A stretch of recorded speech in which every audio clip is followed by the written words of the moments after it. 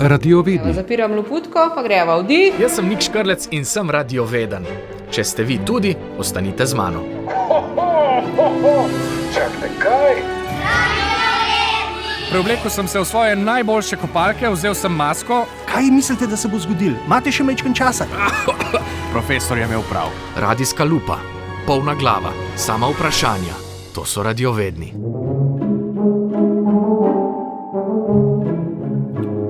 Živjo, hitra orientacija.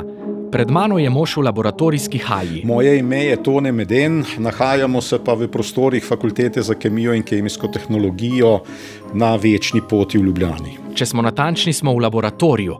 Profesor ima na sebi zaščitno opremo, v rokah pa plastenko kisa. Ampak ta ni tako pomembna. Bistvo tega poskusa je ta prava šalčka. V bistvu ne vem, bomo videli. Gospod Meden zdaj kis previdno zliva v majhno plastično posodico, ravno kar pa je vanjo vsul še nekaj sode bikarbone in hitro zaprl zamašek. Kaj se bo zgodilo? Ustavimo čas, da lahko zadihamo. Kis in sodo bikarbono mešamo zaradi njunih posebnih moči. Pogosto se znajdeta v naboru domačih čistil, ampak a ju znamo uporabljati pametno? In zakaj sta sploh učinkoviti čistili? To je naše radiovedno vprašanje. Preden ugotovimo, kaj se zgodi, ko ju združimo, poglejmo vsakega posebej. Kis je naravni produkt, katerega nekako glavna učinkovina, po kateri se tudi imenuje, je ocetna kislina, ki nastane pri ocetno-kislinskem vrenju iz sladkorjev, torej v osnovni fazi. To se da narediti iz sadja ali grozdja, torej poznamo vinski, jabolčni kis in tako naprej. Soda bikarbona je pa umetno pridobljena snov. Bistveno pri sodi bikarboni je, da je za razliko od kisa alkalna, torej pH višji od 7. Se spomnite tega iz osnovne šole? Ali pa se boste o tem še učili? V vsakem primeru boste od danes naprej gotovo pomislili na kisline in baze, ko boste čistili. Upam. Če razmišljamo o tem, da pač moramo neke madeže ali neko umazanijo odstraniti, je klasični pristop, da poskušamo z vodo, topla boljša od hladne recimo, ampak vse snovi se v vodi ne raztapljajo. Zato jih voda pač ne more razgraditi oziroma raztopiti in splakniti, odnesti. Se pa nekatere stvari precej bolje raztapljajo v kislem, recimo razna rastlinska barvila ali kaj podobnega, tudi vodni kamen ali snovi, ki so recimo s pomočjo vodnega kamna nekam prijete, prilepljene. Pri kisu ima dovolj nizek pH, torej dovolj kisel je, da deluje tudi kot razkužilo. Se pravi, tudi nekateri mikroorganizmi se v kisu dost slabo počutijo oziroma ne uspevajo oziroma jih uničimo s tem. Torej, to od tu sposobnost kisa za čiščenje. Ste poslušali našo epizodo o gobicah za pomivanje posode? Gospa Mandić-Mulec je med drugim tudi predlagala beli kis za čiščenje gobice.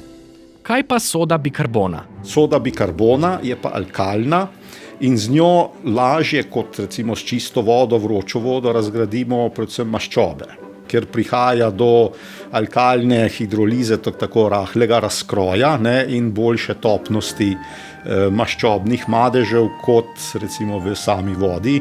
S kisom tega ne dosežemo, z sodo posebej pa ja.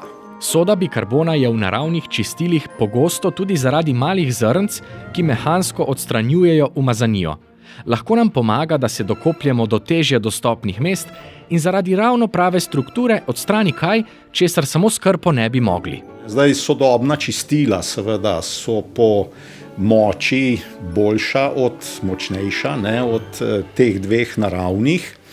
In tudi imamo recimo tukaj na voljo, predvsem pri maščobah ali pa kakšnih voskih, tudi topila, ki jih v naravnem naboru nimamo, se pravi kakšna nepolarna, aceton, bencin in podobno.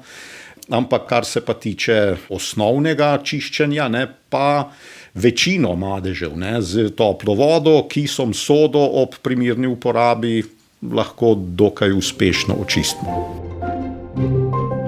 Kaj pa se zgodi, ko kis in sodo bikarbono združimo?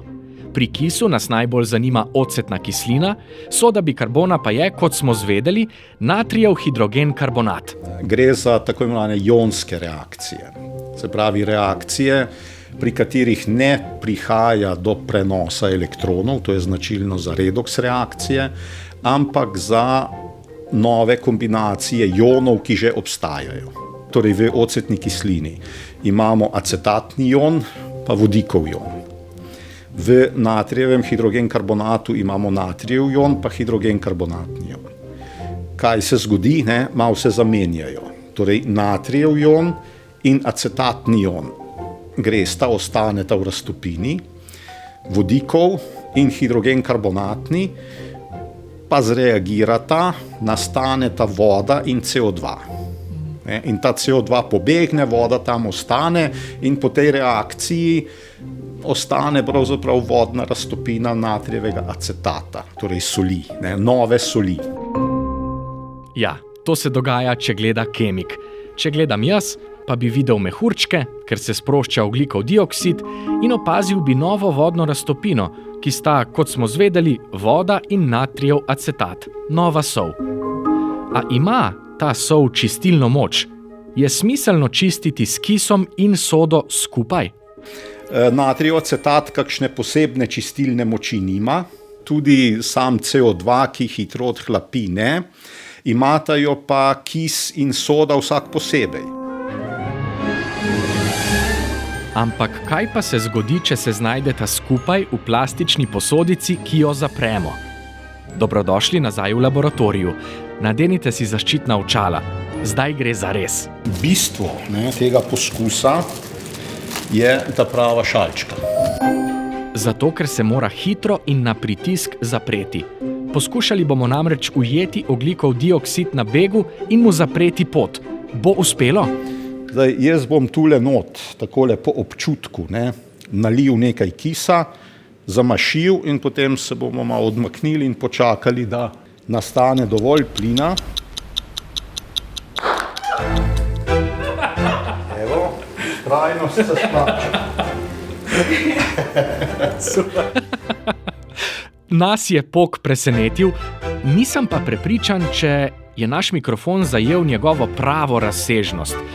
Zato mi dovolite, da ta pok izvedemo še enkrat, skupaj z radiovednim občinstvom, ki nas je obiskalo 8. februarja. Ta pok je v resnici zvenel tako. 3, 4, zdaj! Dober, super vam je šlo, lahko si zaploskate. Nič, zdaj pa je čas, da očistimo packarijo. Do prihodnjič! Kakšna sreča, da smo tukaj. Radiovedni z Nikom.